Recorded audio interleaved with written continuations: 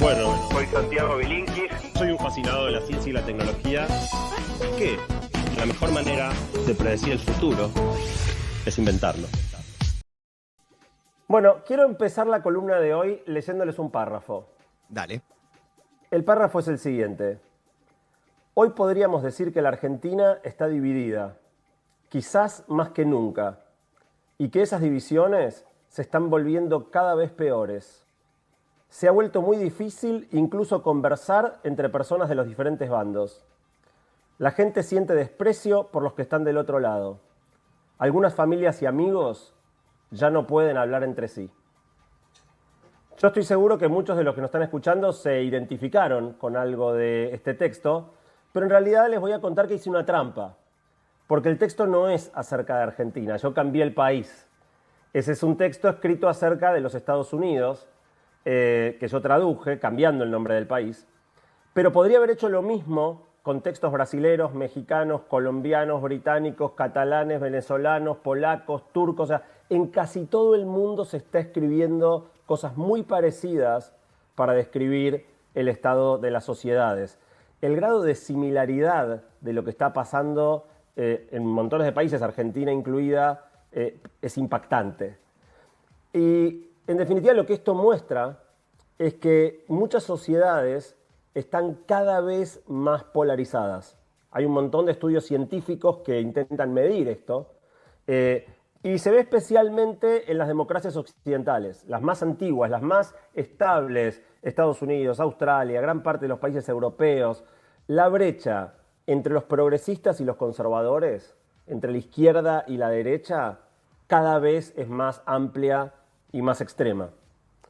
Y el otro fenómeno en este distanciamiento de los polos opuestos es que esto va acompañado de un aumento sostenido del desprecio por el contrario. O sea, ya no solo pienso distinto, sino que te desprecio, y la intolerancia a ese pensamiento distinto. Como estadística, y de nuevo pensando que esto es un fenómeno que trasciende mucho a la Argentina, en Estados Unidos el porcentaje de gente que tiene una opinión muy desfavorable del otro, o sea, en el caso de Estados Unidos, que es un sistema básicamente bipartidista, los republicanos que tienen una opinión muy desfavorable de los demócratas o viceversa, más que se duplicó en los últimos años. Cada vez más gente se agrupa en los extremos, aunque por supuesto nadie percibe la propia posición como extremo, ¿no? O sea, uno siempre se ve moderado. Claro. Abierto. Exactamente, pero cada vez más gente se agrupa en esos extremos, las posturas opuestas se vuelven irreconciliables y se rompe la chance de dialogar, que es la otra cosa que la nota, este párrafo ponía arriba de la mesa, ¿no? La cantidad de veces que nos encontramos en familia, con amigos, y la conversación se vuelve imposible. En definitiva, la polarización, que es el fenómeno, acá lo llamamos la grieta, pero técnicamente es la polarización, es un fenómeno global que está haciendo un daño muy grande a la salud de las democracias y a los vínculos entre las personas en el mundo entero. Montones de sociedades están quedando empantanadas y divididas entre posturas políticas cada vez más distantes. Para pensar este problema, ustedes saben que uno de los sellos distintivos de esta columna es las encuestas. Bueno, hice una encuesta y por tercera vez en el año la encuesta explotó. O sea, más de 6.000 personas contestaron, 6.300 hasta hoy temprano, justamente para tratar de medir qué está pasando en la Argentina respecto de este fenómeno global de la polarización. Fue una encuesta muy difícil de armar porque era fundamental para que funcione que la gente la percibiera como 100% balanceada. Si la gente rápidamente le atribuía a la encuesta el estar tratando de jugar para un lado o para el otro, la encuesta no iba a funcionar. Bueno, y la buena noticia, por suerte, es que la última pregunta de la encuesta era: ¿te pareció que esta encuesta favorecía a alguien? Y 96% opinó que no. O sea, realmente hice un laburo muy finito, muy cuidado, para que uno pudiera ver que era absolutamente equidistante respecto de las dos posiciones principales que se sostienen en la Argentina hoy en día. Igual, una aclaración muy importante es que la encuesta giraba no en torno al contenido ideológico, sino a la manera de relacionarse con las ideas propias y las ideas. No me importaba qué piensa uno y qué piensa otro. No me importaba cuántos hay de uno y cuánto, eso que lo hagan los encuestadores electorales. Lo que me importaba era la relación que cada persona tiene con su propia ideología política y con la ideología opuesta. Y la primera conclusión, que no por obvia deja de ser importante mencionar, es que confirma que la sociedad argentina está efectivamente muy polarizada. La primera pregunta era si estabas muy identificado con el Frente de Todos, levemente identificado con el Frente de Todos, no identificado con ninguno de los dos, levemente con Juntos por el Cambio o muy identificado con Juntos por el Cambio. Esto dejaba básicamente, en teoría, 5 grupos, con uno muy particular, muy interesante, que es el del medio. El del medio es el que no está con ninguno, que no son necesariamente de centro, porque pueden estar más a la izquierda que el de más a la izquierda o más a la derecha del de más a la derecha, o en el medio. O sea que no es necesariamente gente de centro, pero sí es gente que no está identificada con ninguno de los dos grupos. Y para evitar quedar inscripto justamente en la propia, para evitar despertar la susceptibilidad de los que nos escuchan y que la columna quede teñida de la animosidad que caracteriza a la polarización, no voy a comparar cómo son los seguidores del Frente de Todos con los seguidores de Juntos por el Cambio. Lo que voy a hacer es agrupar a los muy identificados, con cualquiera de los dos que estén, y a los levemente identificados y mezclarlos. O sea que no me interesa, por lo menos en este análisis, separar cómo son unos y otros. ¿Por qué no interesa? Bueno, porque el segundo hallazgo interesante de la encuesta es que son idénticos. Los muy identificados de un lado, de nuevo, mirado desde la relación con las ideas, no obviamente del contenido ideológico, que es opuesto, ¿no? Ahora, mirados respecto de cómo se relacionan con sus ideas y cómo se relacionan con las ideas contrarias, los que están muy identificados con un grupo o con el otro son básicamente iguales con el signo cambiado. Y esto, digamos, es interesante porque cuando mirás estos grupos, los muy identificados combinados, los levemente, o sea, los moderados combinados y los del medio, por llamarlo de alguna manera, son mucho más parecidos, de nuevo, ¿no?, en su manera de relacionarse con las ideas propias y las ajenas. Los ultras son mucho más parecidos entre sí que a un moderado de su propio espacio. O sea, lo que define hoy dónde te parás, de nuevo, no desde el punto de vista ideológico, sino de la polarización, es cuál es tu grado de adhesión al espacio en el que estás. Y estoy seguro que muchos de los que nos están escuchando, que se sienten muy identificados, deben estar pensando: Santiago, dejate de jorobar. ¿Cómo me vas a decir que somos muy parecidos? Somos totalmente lo opuesto. Nosotros peleamos por ideales nobles y los otros son unos fanáticos que defienden lo indefendible. Y lo interesante es que los dos grupos están pensando lo mismo, en eso se parecen.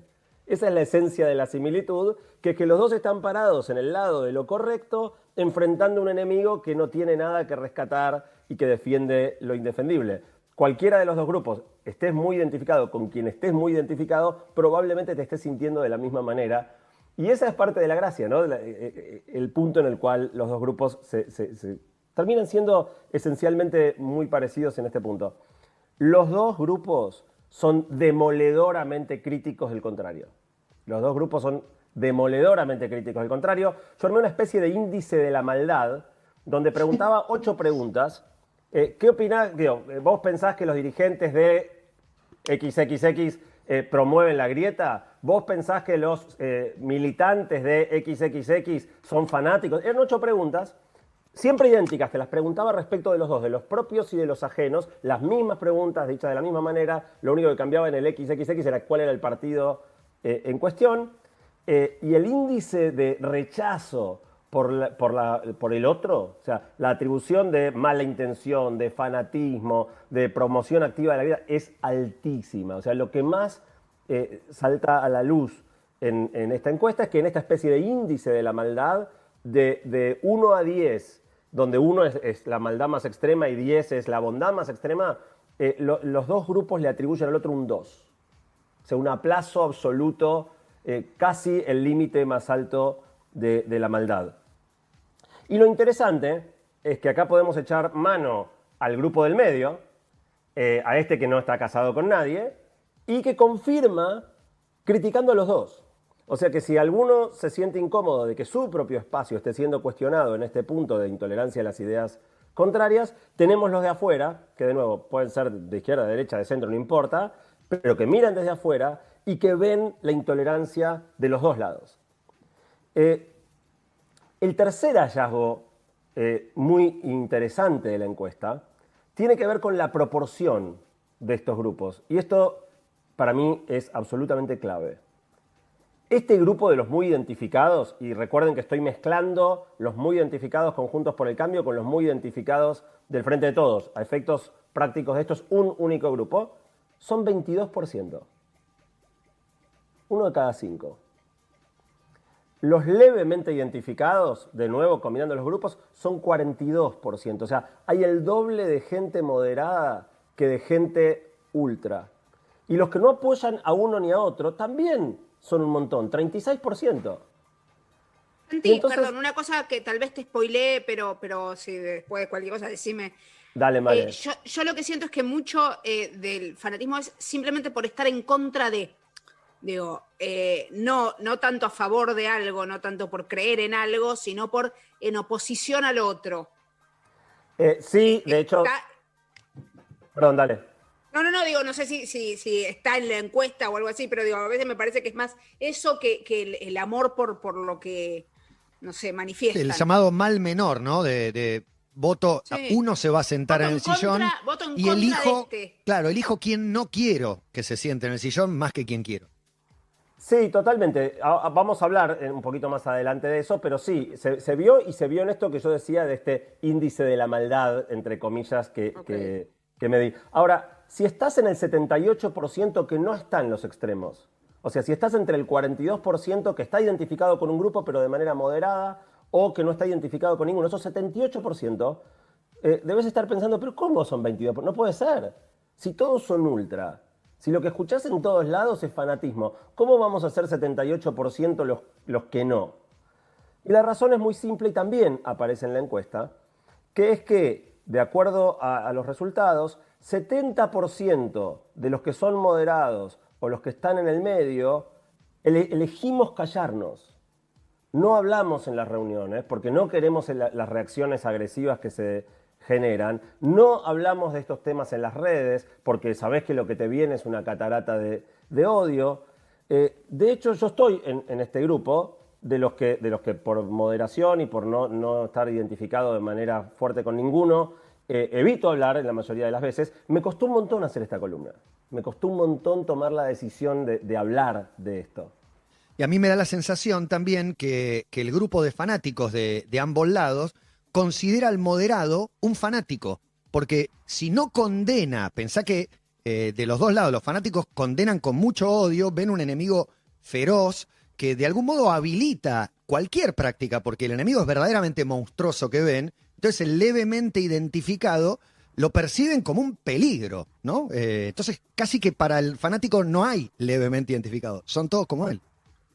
Totalmente, y si vos salís con una afirmación moderada, pero de adhesión a alguno de los dos, lo que recibís también es automáticamente todos los del otro lado te ubican en el extremo opuesto y te identifican como el enemigo. Ahora, el dato que para mí es muy fuerte es que el principal efecto de la polarización es suprimir las voces y expulsar del debate a 78% de las personas.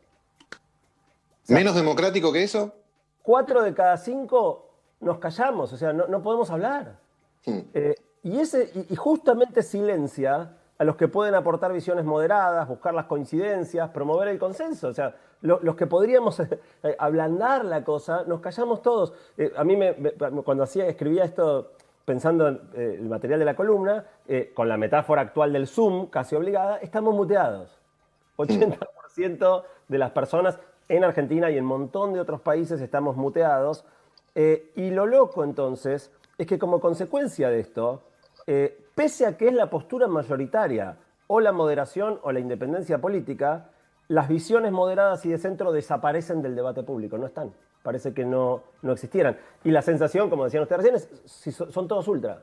Y son nada más que 22%. Espera, y cuando hablas del debate público, ¿a qué te referís específicamente? A la conversación de sobremesa el domingo con los amigos o con la familia, a lo que se publica en las redes, digo, a la conversación, a que antes uno hablaba de política. Sí. Yo me descubrí a mí mismo escribiendo hace 10 años cosas que hoy no me animaría a escribir ni loco. Las mismas ideas, las sigo teniendo, no cambié, yo siempre fui muy crítico, critico a todos, yo estoy en el medio, me caen mal todos. Pero me Pero, animo a criticar a cualquiera, ahora no quiero criticar a ninguno, porque a cualquiera que criticás el otro cree que sos un ultra de la contra, o sea, entras en una dinámica que yo por lo menos no la Y puedo terminó con la sostener. autocrítica también. Pareciera que no existe más la autocrítica porque le haces el juego a la contra con Sos la autocrítica. funcional. Entonces, no se puede, ¿viste? Tampoco ejercer una autocrítica dentro de ningún espacio. igual yo te pregunto algo, porque yo siempre pensé que era algo de ahora, ¿no? Yo creo que ahora las redes lo hacen absolutamente visible. Pero cuando vos hablas con gente más grande, tal vez te dice, no, en la época de Perón, y te vienen con esa grieta que había en ese momento, como que esto no es nuevo, y que se han peleado familias y que se han roto relaciones por eso. No sé si es así. Para mí es cada vez peor y es como que ser un tibio, y lo digo entre comillas, es lo peor que puede ser.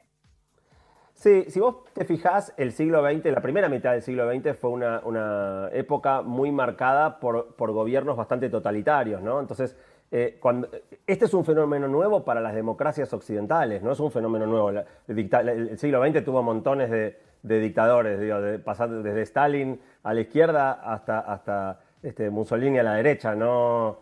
El fenómeno no es nuevo, lo que sí es nuevo es la contaminación muy fuerte de la democracia y la supresión del debate que esto genera en un entorno que en teoría tenés plena libertad para hablar, porque nadie me impide, o sea, yo no pongo en nada en duda la libertad que yo tendría hoy en teoría de decir lo que quiera. Entonces, la segunda cosa que quiero pensar en la columna de hoy es cómo puede ser que esto esté pasando en tantos lugares al mismo tiempo. O sea, hay que buscar una causa, porque no puede ser casualidad.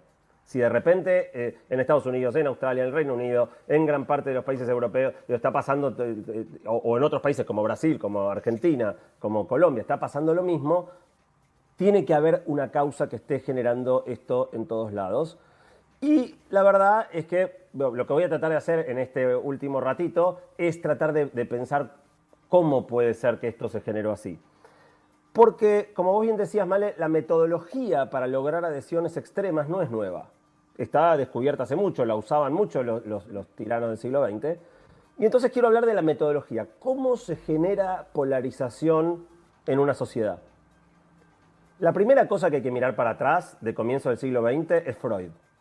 Freud escribió un trabajo que se llama Psicología de las masas y algunos otros temas, como textos como el malestar en la cultura, donde el tipo describe de manera impecable, es increíble porque tienen más de 100 años esos textos, son pre-Segunda Guerra Mundial, el tipo describe de manera impecable cómo funcionan y cómo activás los mecanismos de identificación extrema con un líder, cómo eso dispara la identificación con los pares basada en ese líder en común, esa cofradía fuerte que se te arma con los que están a tu costado identificados con el mismo líder, y la importancia psicológica del sentido de pertenencia que eso te da. O sea, Freud ya se da cuenta que a los humanos nos encanta cuando logramos llegar a esta situación de identificación fuerte con el líder y con los pares. Y Freud plantea también que la cultura, en este caso la democracia, no la cultura como el arte, ¿no? Sino la civilización, lo que cumple como rol justamente es evitar que actuemos de esta manera tribal que Freud asume que es lo que está en la base de los seres humanos. Pero cualquiera que entienda que lo que está en la base es este tribalismo listo para desatarse apenas le das la chance, sabe que moviendo un poquito los hilos no es difícil lograr en la gente estas identificaciones tan fuertes. El segundo área clave es todo, digo, un clásico de esta columna, los sesgos cognitivos, ¿no? Todo lo que se aprendió respecto de cómo funciona la mente humana y el cerebro en los últimos años. Esto es todo ciencia mucho más reciente que Freud. Y son todas estas características que tiene nuestra manera de razonar, que son fallas, y que si uno sabe explotarlas, podés de alguna manera manipular bastante fácil a la gente. Les voy a nombrar tres nada más, hay un montón, pero les voy a nombrar tres que son muy relevantes para esto. La primera es el sesgo de confirmación. El sesgo de confirmación es la tendencia a buscar y recordar mucho más toda la información que confirma lo que vos ya creías. Entonces, si vos crees que fulano es un corrupto, vas a ver y encontrar y recordar mucho más toda la información que te dé texto a tu propia creencia, independientemente de su veracidad o falsedad. Hablamos un poquito de esto cuando habíamos hablado de noticias falsas.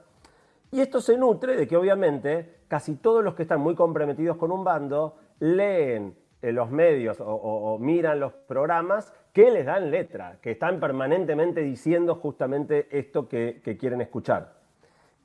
Lo cual tiende a que el que ya se formó una idea muy fuerte la siga retroalimentando. El segundo sesgo cognitivo se llama perseverancia de las creencias y es la tendencia a seguir creyendo algo que ya crees, aunque te traigan información nueva que lo contradiga. O sea, si vos te convenciste de que Fulano es un corrupto, yo te puedo traer toda la información que vos quieras, que vos no me la vas a agarrar. Y en general, este sesgo cognitivo funciona descalificando la fuente de la información, atribuyendo motivaciones espurias al que la trae o al que la generó, cualquier cosa que te elimine la necesidad de lidiar con esta idea que te contradice. ¿Dónde lo leíste eso? Ah, claro, porque fulano Sí, de tal, vos sabés ¿quién que- lo dice? Pero ¿quién lo dice? Claro. Ujú. Y el tercero, que para mí es el más interesante de todos, el más generalizado y el más invisible, se llama razonamiento motivado, que es razonar de una manera forzada y emocional para brindarte justificaciones o tomar las decisiones que querés tomar y no las que realmente más se basan en la evidencia. O sea, armarte el discurso que haga falta para en el fondo hacer lo que querés hacer y no lo que la realidad en teoría te dicta. La combinación de estas tres cosas hace que una vez que vos lográs que una persona tenga una creencia muy arraigada, de nuevo, puede ser fulano es un corrupto, fulano es antidemocrático, cualquier creencia fuerte que vos logres que la gente agarre, después es muy difícil de cambiar, casi imposible de cambiar. Tendemos a interpretar todo como nos convenga, descalificar al otro, inventar justificaciones tiradas de los pelos, lo que sea para no cambiar de idea. Y el último elemento, si querés crear una sociedad polarizada, es una serie de 5 reglas que inventó un tipo en el siglo XX, que se las voy a leer a ver si les suena que pegan bien con lo que observan en el mundo de hoy. En el discurso político, ¿no? Regla número 1, evitar las ideas abstractas y apelar a las emociones. Regla número 2, repetir continuamente unas pocas ideas usando frases estereotipadas, o sea, siempre llamándolas de la misma manera. 3, dar siempre un único lado de la argumentación. 4, continuamente criticar a tus oponentes. 5, elegir un amigo especial para vilificar con particular saña. ¿Le suena? Total, No, nada. total. Bueno, ¿quién fue el autor de estas 5 reglas? A ver. Adolf Hitler. Adolf Hitler.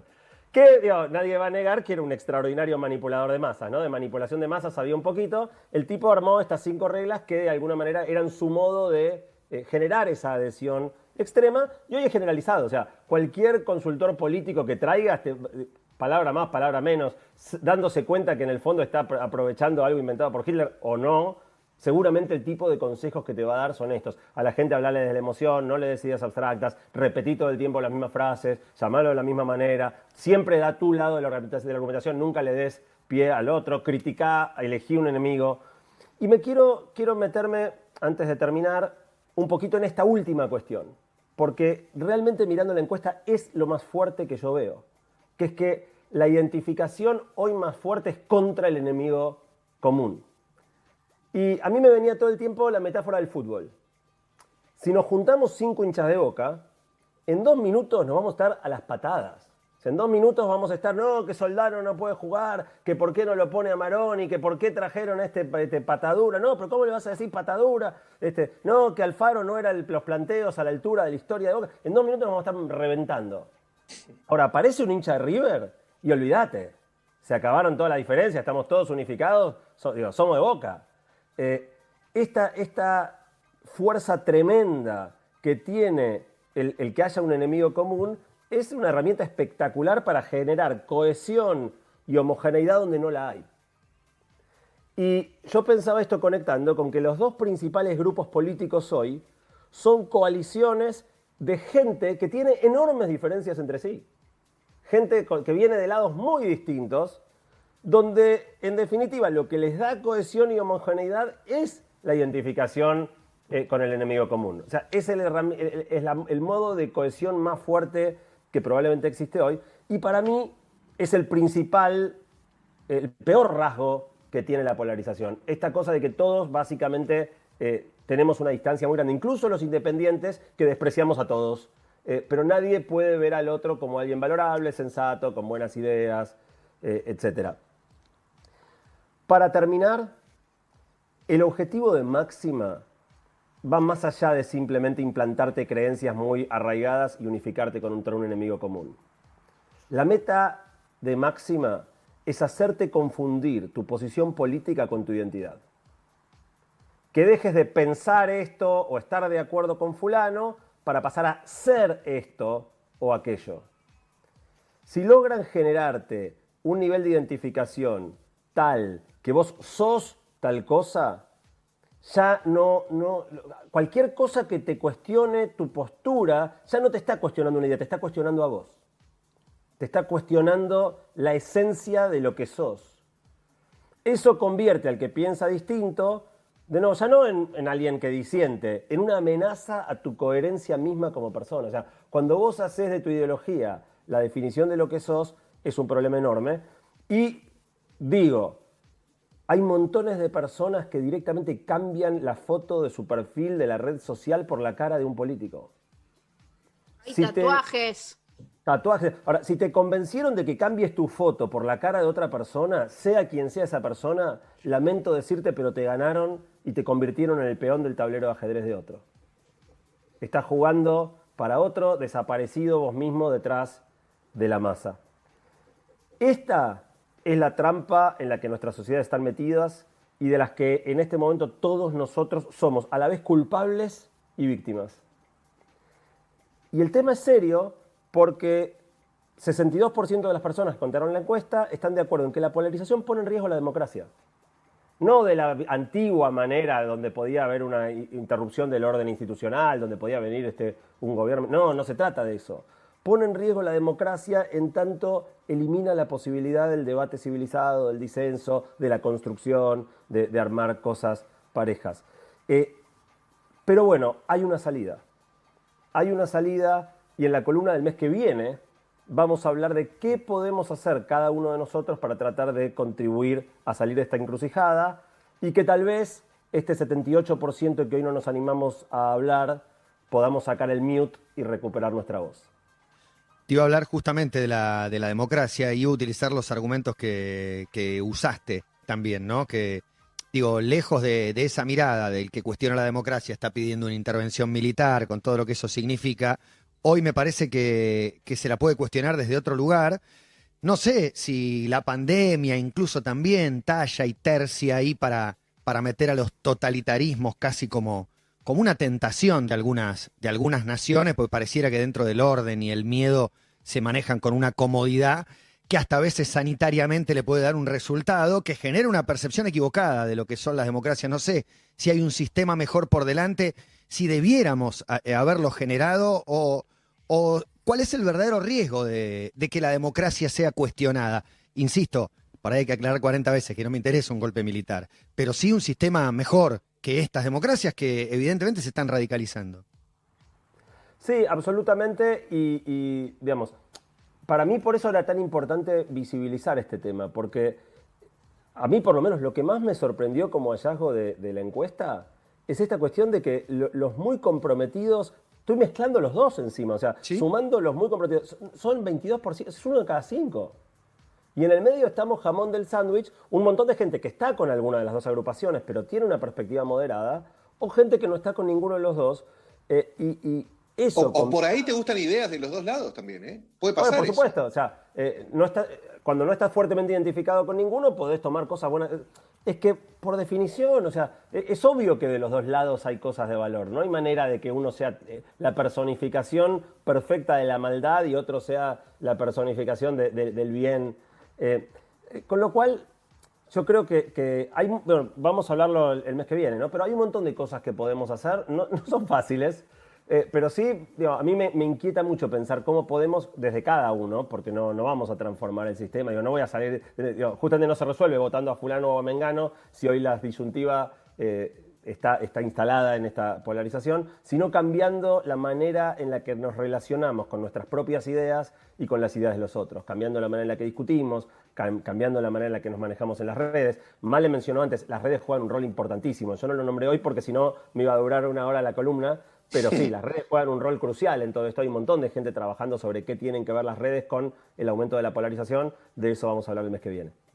Genial, porque me parece que también cambió el lenguaje del debate. En las redes uno muchas veces se descarga y no se da cuenta las palabras que utiliza, incitando al odio y las reacciones de otra gente que te comenta, y así se va haciendo como esto, ¿viste? Una maraña de odios, de reacciones, de miedo al diferente. Está buenísimo que el mes que viene hablemos de esto. Sí, y retomo recién lo que decía Matías, ¿no? O sea, es loco como en el medio de una pandemia las cuestiones sanitarias se tiñeron de polarización.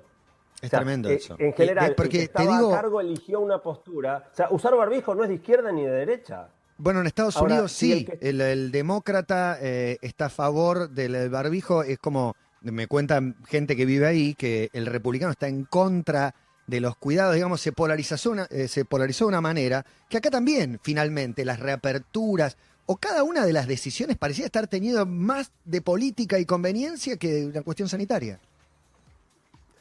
En cada país, el que estaba a cargo eligió una postura, pero el barbijo no es de izquierda ni de derecha. Trump podría haber elegido la postura contraria. Cuando Trump se vuelve anti-cuarentena, los demócratas se vuelven pro-cuarentena. Cuando López Obrador, que está en las antípodas políticas de Trump, se vuelve anti-cuarentena, en México la derecha es pro-cuarentena. Y entonces vos tenés un grupo que se apropia de cualquiera de las dos, o sea, podés tener que el presidente se vuelva pro-cuarentena, como pasó en la Argentina, o anti-cuarentena, como pasó en Brasil, o Estados Unidos, o México, y la oposición se vuelve lo contrario. Y automáticamente queda instalado en la polarización un tema que no tendría que tener ningún condimento político, que es si usamos o no usamos barbijo, qué grado de cumplimiento tenemos de las restricciones a la movilidad, etc. Me parece un muy buen ejemplo de cómo esto termina tiñendo todo, hasta lo que en teoría no tiene absolutamente nada de ideológico. Sí, más allá de también lo que nos pasa a nosotros en las redes, tenemos que rever cuánto alimentan la grieta de los líderes políticos, qué responsabilidad tienen cada líder político de cada lado, porque señalan al del otro lado como que alimenta la grieta, y en realidad ya señalando estás alimentando la voz también. Bueno, digamos, eso también es importante, ¿no? Yo no quise apuntarle el dedo a nadie y no hace falta. Cualquiera que quiera plantearse respecto de sus propios líderes, que se pregunte si alguna de las cosas que fuimos mencionando acá, de cómo se crea una grieta, lo ve en sus dirigentes. Si los ve diciendo todo el tiempo las mismas frases de manera estereotipada, si los ve evitando las ideas abstractas y apelando a las emociones, si los ve dando siempre un lado único de la argumentación, si los ve criticando constantemente a sus oponentes, te vas a dar cuenta en 2 minutos si tus dirigentes están contribuyendo. Y es mucho más interesante mirarlo respecto de los propios, porque de los otros ya está seguro de que, claro, de que están contribuyendo. Sí, y se llenó de enojados también, ¿no? Que se fueron alternando los cambios de mandatos, pero pareciera, en un momento era políticamente correcto, o estaba bien, o era la norma, o era el tipo de, mirá cómo se enojó, y el enojado de golpe domina el debate y el discurso, y nada peor que discutir con un tipo enojado, que se parece mucho al fanático, que es alguien que no suele escuchar, que no suele participar en ningún debate. Por eso creo que el enojo es un problema que tenemos ahora. Completamente, y la mejor manera, y de nuevo, como los únicos que se escuchan son los que gritan, la sensación es que lo único que hay es enojo. A mí también, todo el tiempo me viene la metáfora del fútbol a la cabeza, ¿no? Estos programas donde tenés los panelistas que se gritan constantemente y hacen una especie de show de la pelea, a veces se terminan a las piñas. Es muy común en los programas de fútbol. Quizá más que un buen análisis como podés hacer vos, Matías, cuando empezar a hablar de las cuestiones posicionales. Sí, de por qué ¿no? pasa lo que pasa, claro. Uh-huh.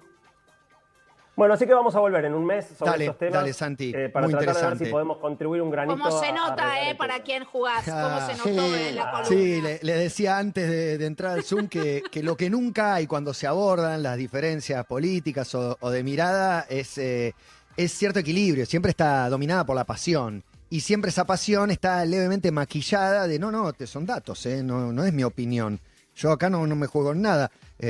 ¿Viste? El apasionado tratando de moderar una postura que termina siendo más extrema de lo que está dispuesto a asumir. Totalmente, totalmente. Y creo que hay mucho que podemos aprender y hacer para tratar de cambiar esta situación. Nos encontramos la próxima, Santi. Gracias. Gracias, chicos. Hasta la próxima.